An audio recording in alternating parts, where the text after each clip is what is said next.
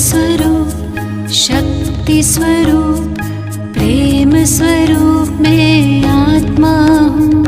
पवित्र स्वरूप सुख स्वरूप आनंद रूप मैं आत्मा हूँ, आत्मा हूँ। निराकार की मैं पहचान बिंदु स्वरूप में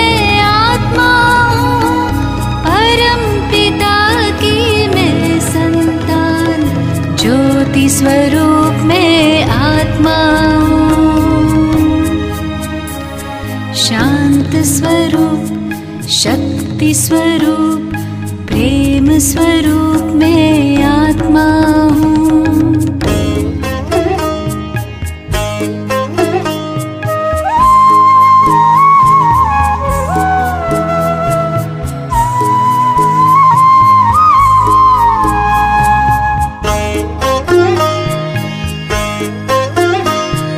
दीप में जैसे ज्योति है, सीप में जैसे मोती है, अंबर में जैसे तारे, फूलों में खुशबू होती है। भ्रिकुटी बीच में विराजमान रूप अनूप में आत्मा। पिता की मैं संतान ज्योति स्वरूप में आत्मा हूँ। शांत स्वरूप शक्ति स्वरूप प्रेम स्वरूप मैं आत्मा हूँ।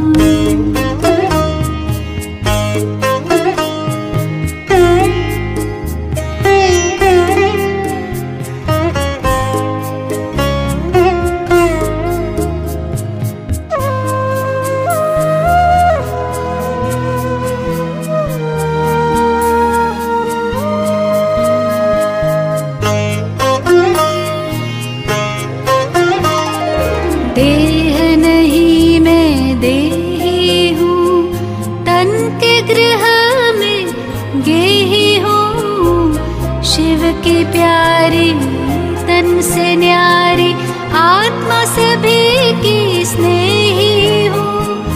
दिव्य गुणों की मैं हूँ खान, दिव्य स्वरूप में आत्मा हूँ। परम पिता संतान ज्योति स्वरूप में आत्मा हूँ। शांत स्वरूप शक्ति स्वरूप प्रेम स्वरूप में आत्मा हूँ।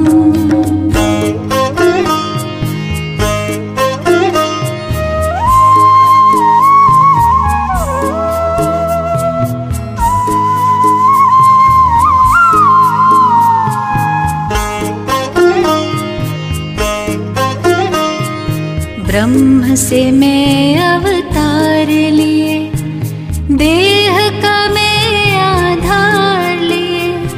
सृष्टि मंच पर अभिनय करती मैंने जन्म कई बार लिए। साथी मेरा सर्वशक्तिमान ज्ञान स्वरूप में आत्मा।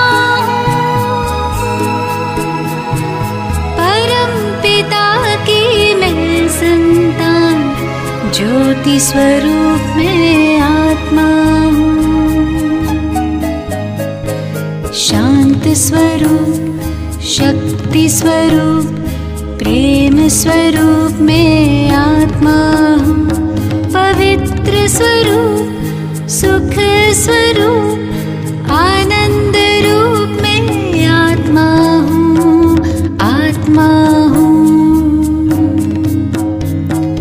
शांत स्वरूप शक्ति स्वरूप प्रेम स्वरूप में आत्मा हूँ।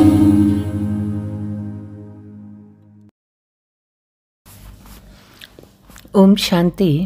మురళీ డేట్ 8/7/2025.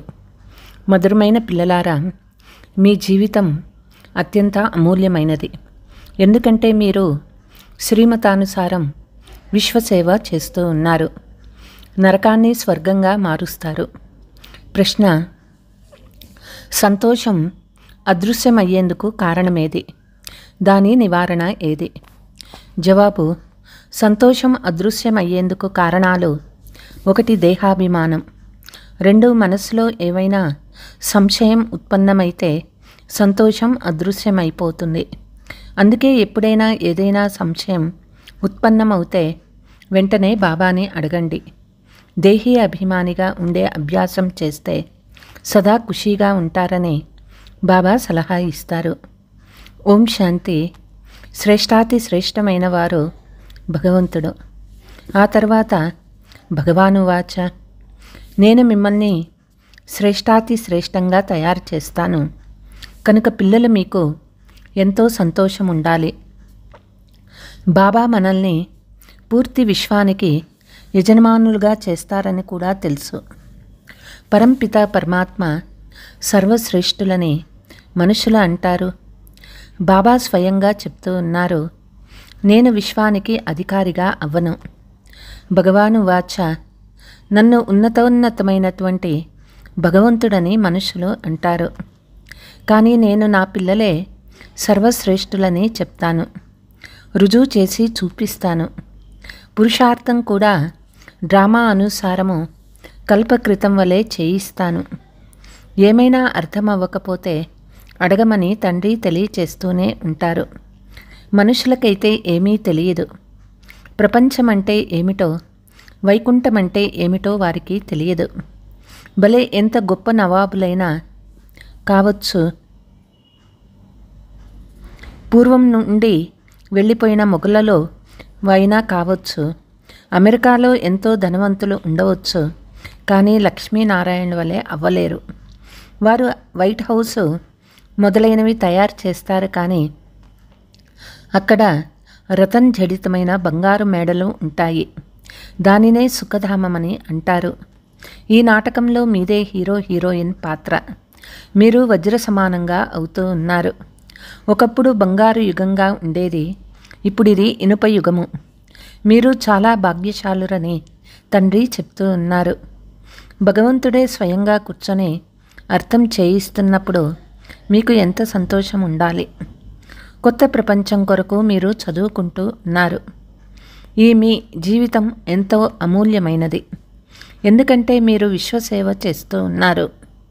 వచ్చి నరకాన్ని స్వర్గంగా చేసేందుకు తండ్రిని పిలుస్తారు. స్వర్గ రచయిత అని అంటారు కదా. తండ్రి చెప్తూ ఉన్నారు, మీరు స్వర్గంలో ఉండేవారు ఇప్పుడు నరకంలో ఉన్నారు, మళ్ళీ స్వర్గంలో ఉంటారు. నరకం ప్రారంభం అవ్వగానే స్వర్గంలోని మాటలు మర్చిపోతారు. ఇది మళ్ళీ ఇలాగే జరుగుతుంది.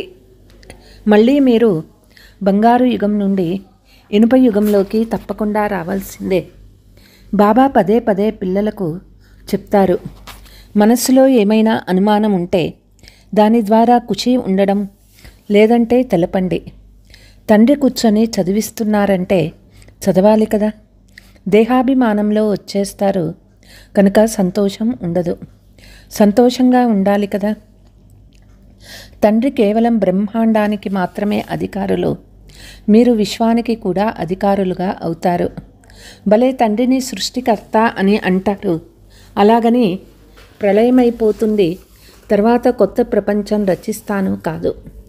నేను కేవలం పాతదానిని కొత్తదిగా చేస్తానని తండ్రి చెప్తూ ఉన్నారు. పాత ప్రపంచాన్ని వినాశం చేయిస్తాను, మిమ్మల్ని నూతన ప్రపంచానికి అధికారులుగా చేస్తాను. నేనేమీ చెయ్యను, ఇది కూడా డ్రామాలో రచింపబడి ఉంది. పతిత ప్రపంచంలోనే నన్ను పిలుస్తారు, పారసనాథులుగా చేస్తాను కనుక పిల్లలే స్వయంగా పారస్పురిలోకి వచ్చేస్తారు. అక్కడ నన్ను ఎప్పుడూ పిలవనే పిలవరు. బాబా పారస్పుర్యంలోకి వచ్చి చూసి వెళ్ళండి అని ఎప్పుడూ పిలవరు. దుఃఖంలో అందరూ స్మరిస్తారు, పతిత ప్రపంచంలో స్మృతి చేస్తారు. సుఖంలో ఎవరూ స్మరించరు, స్మృతి చెయ్యరు, పిలవరు. ద్వాపర యుగంలో మందిరాలను నిర్మించి అందులో నన్ను ఉంచుతారు. రాతితో లేక వజ్రాలతో లింగాన్ని తయారు చేస్తారు, పూజిస్తారు. ఇవన్నీ ఎంత అద్భుతమైన విషయాలు. బాగా చెవులు తెరుచుకొని వినండి. చెవుల్ని కూడా పవిత్రంగా చేసుకోవాలి. మొదటిది పవిత్రత. పులిపాలు బంగారు పాత్రలోనే నిలుస్తాయని చెప్తారు. ఇందులో కూడా పవిత్రంగా ఉంటేనే ధారణ అవుతుంది. కామం మహాశత్రువు, దీనిపై విజయం పొందాలని తండ్రి చెప్తూ ఉన్నారు. ఇది మీ అంతిమ జన్మ, ఇది కూడా మీకు తెలుసు.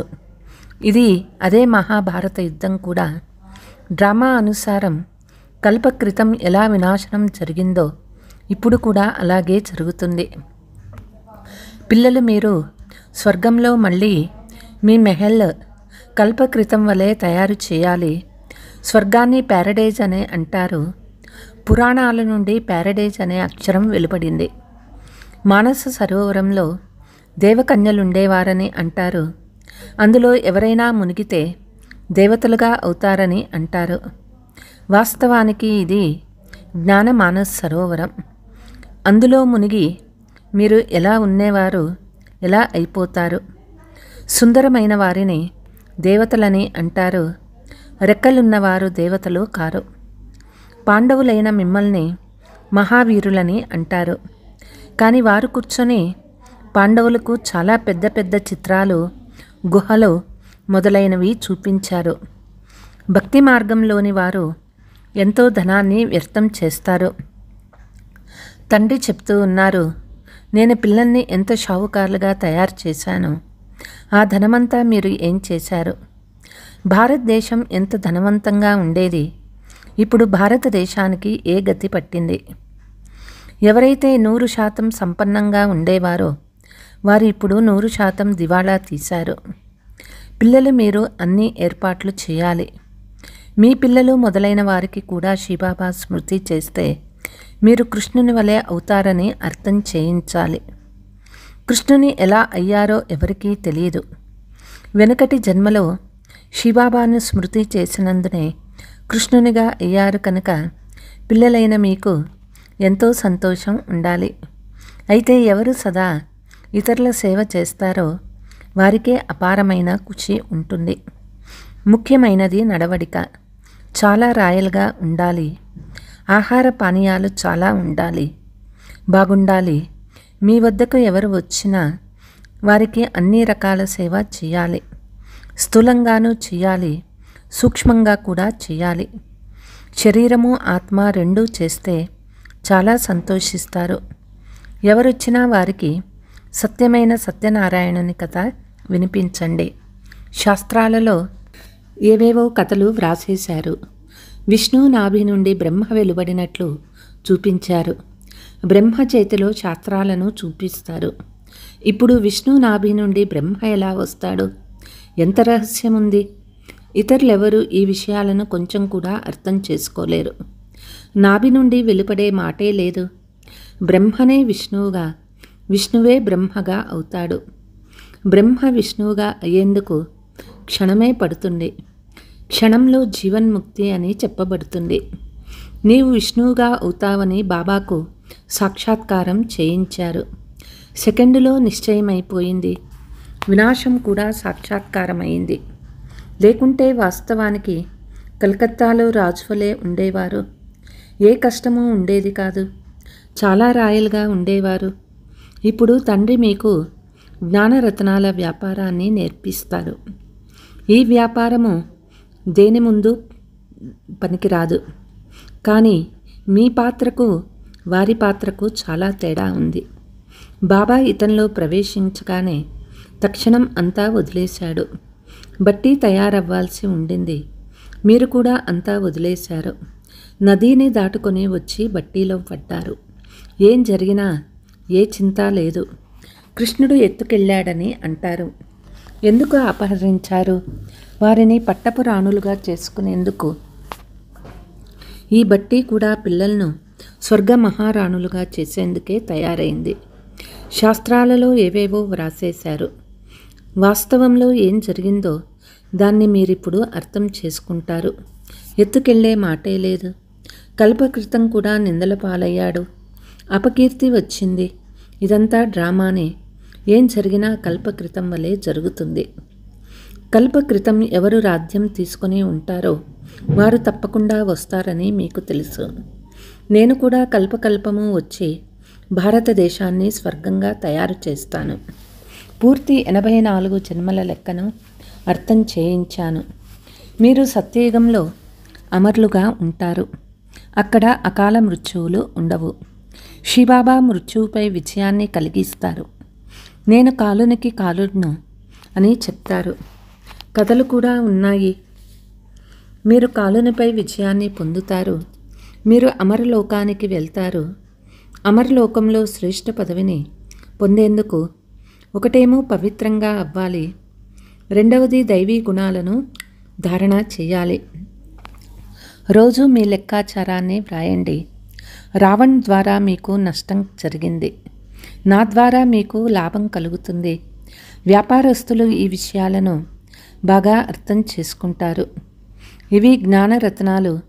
ఎవరో అరుదుగా ఈ వ్యాపారం చేస్తారు. మీరు వ్యాపారం చేసేందుకు వచ్చారు. కొందరు బాగా వ్యాపారం చేసి స్వర్గానికి 21 జన్మలకు ఒప్పందం చేసుకుంటారు. 21 జన్మలకే కాదు, 50-60 జన్మలు మీరు చాలా సుఖంగా ఉంటారు. పదంపతులుగా అవుతారు. దేవతల పాదాలలో పద్మపుష్పాన్ని చూపిస్తారు కదా. అర్థం కొంచెం కూడా తెలియదు. ఇప్పుడు మీరు పద్మాపతులుగా అవుతూ ఉన్నారు. కాబట్టి మీకు ఎంత సంతోషం ఉండాలి. బాబా చెప్తూ ఉన్నారు, నేను ఎంత సాధారణంగా ఉన్నాను. మిమ్మల్ని స్వర్గంలోకి తీసుకువెళ్లేందుకు వచ్చాను. ఓ పతిత పావన, రండి, వచ్చి పావనంగా చెయ్యండని పిలుస్తారు కూడా. పావనులు సుఖధామంలోనే ఉంటారు. శాంతిధామానికైతే ఏ చరిత్ర భూగోళం లేవు. అది ఆత్మల వృక్షము. సూక్ష్మవతనం మాటే లేదు. ఈ సృష్టి చక్రం ఎలా తిరుగుతుందో మీరు అర్థం చేసుకున్నారు. సత్యయుగంలో లక్ష్మీనారాయణ వంశం ఉండేది.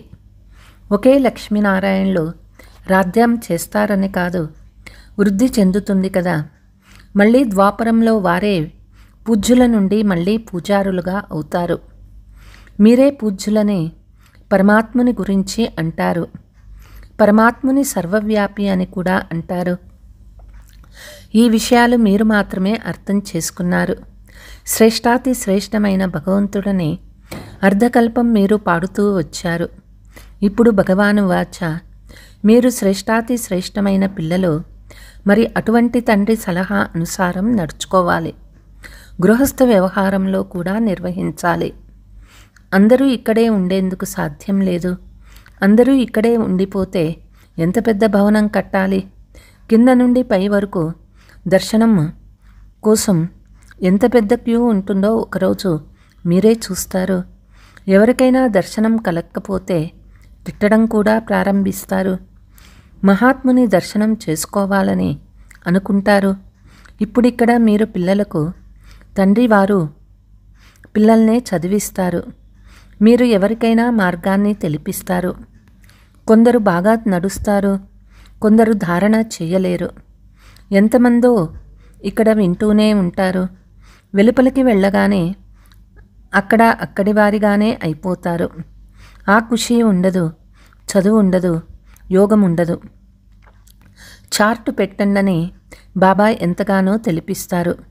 పెట్టకుంటే చాలా పశ్చాత్తాపపడవలసి వస్తుంది. మనం బాబాను ఎంత స్మృతి చేస్తూ ఉన్నామో తెలుసుకునేందుకు చార్టు చూడాలి. భారతదేశం ప్రాచీన యుగానికి చాలా మహిమ ఉంది. అందుకే తండ్రి తెలియచేస్తూ ఉన్నారు, ఏమైనా అర్థం అవ్వకపోతే బాబాను అడగండి. ఇంతకుముందు మీకేమీ తెలిసేది కాదు. ఇది ముల్లా అడవి అని బాబా చెప్తూ ఉన్నారు. కామ మహాశత్రువు ఈ పదము గీతలోనిదే. గీతను చదివేవారు కానీ అర్థమయ్యేది కాదు. ఈ బాబా తన జీవితమంతా గీతను చదివాడు. గీతా మహత్వము చాలా బాగుందని అనుకునేవాడు. భక్తి మార్గంలో గీతకు చాలా మహత్వం ఉంది.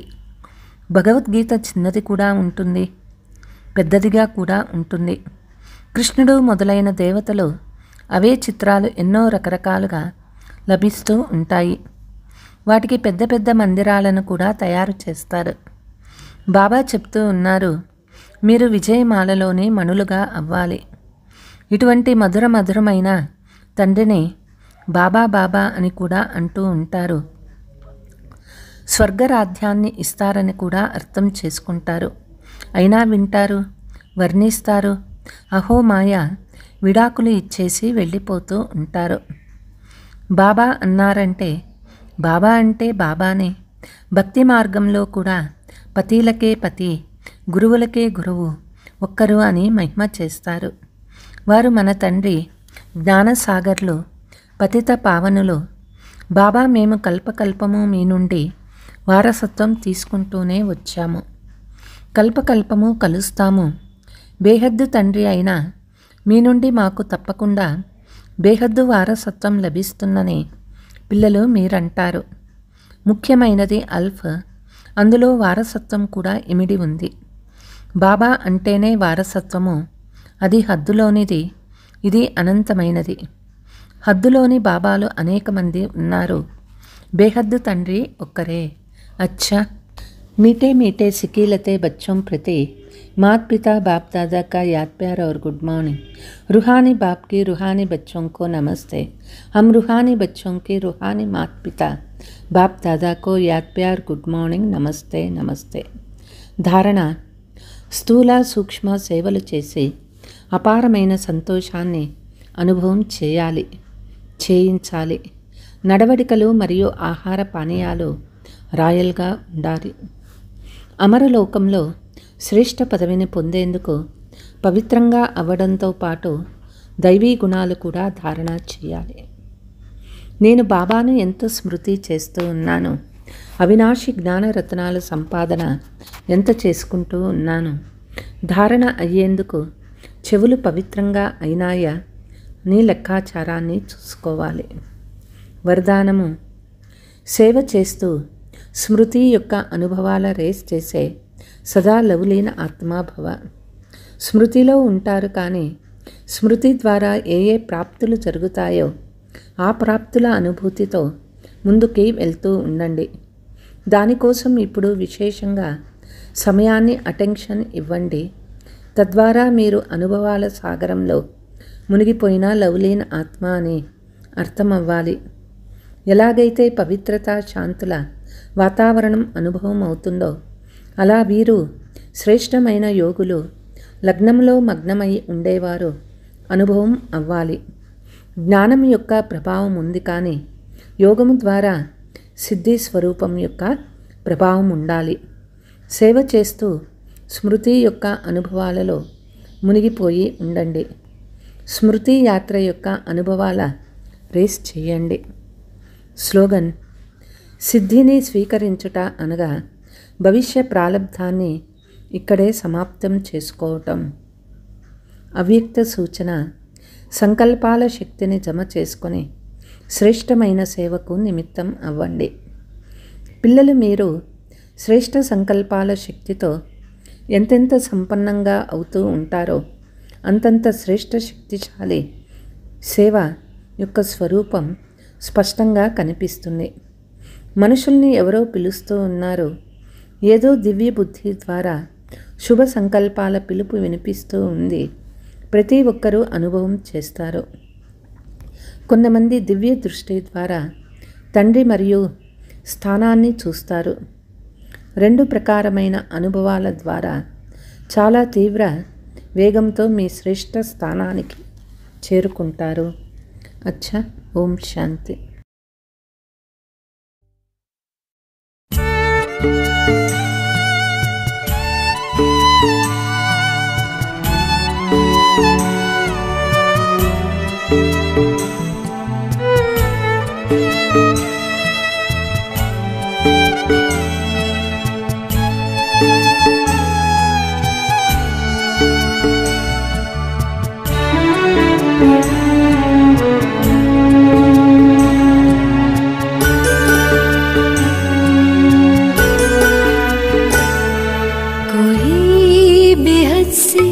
इशारों में बुला रहा मुझे,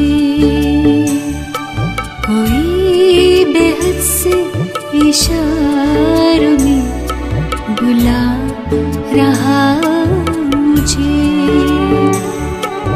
जैसे जन्नत की बहारों में बुला रहा मुझे, कोई बेहद से इशारों में बुला रहा मुझे।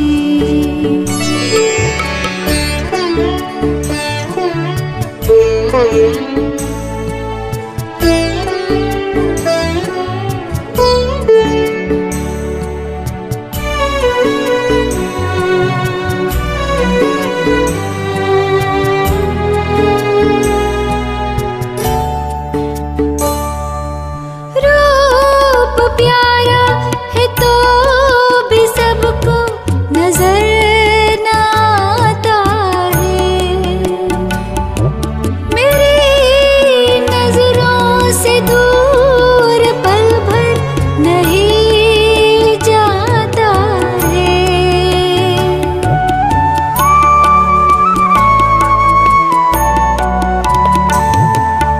रूप प्यारा है तो भी सबको नजर न आता है,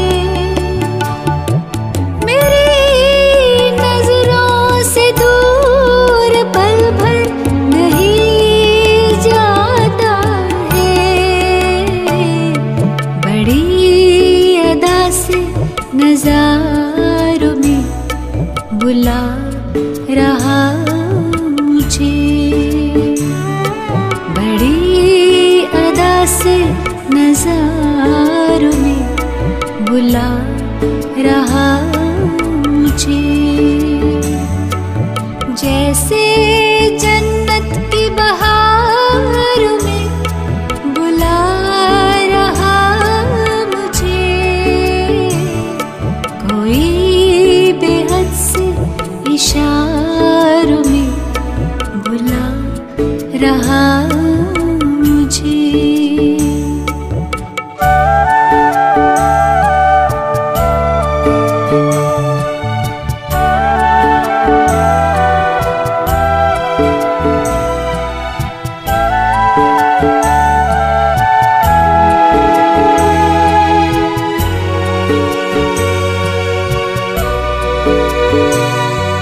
पिता वो बाहों के झूलों में झुलाता है, ममता के साए में लोरी सी वो सुनाता है।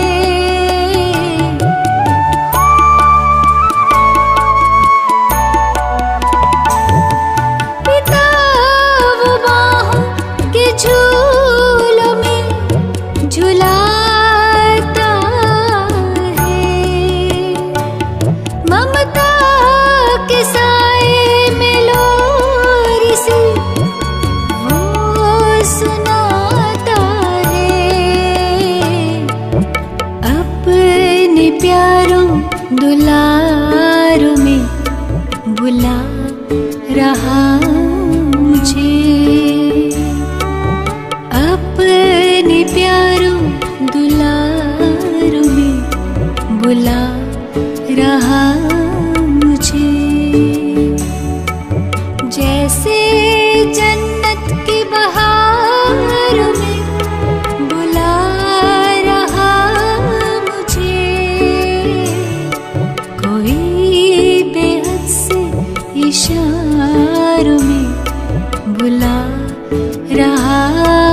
मुझे।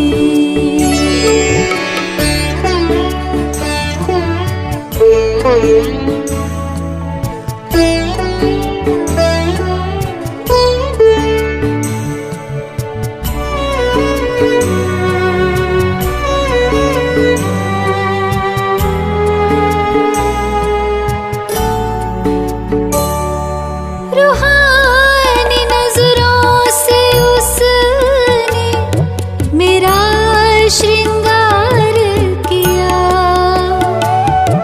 बिठा के दिल में उसने कितना प्यार किया।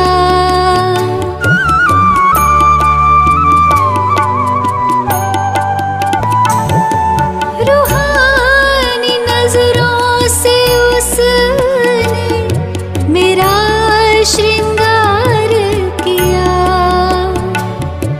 बिठा के दिल में उसने कितना प्यार किया। अभी भी बाहों के हार में बुला रहा मुझे, अभी भी बाहों के हारों में बुला रहा मुझे। जैसे जन्नत की बहार में बुला रहा मुझे, कोई बेहद से इशारों में बुला रहा मुझे, कोई बेहद से इशारों में बुला रहा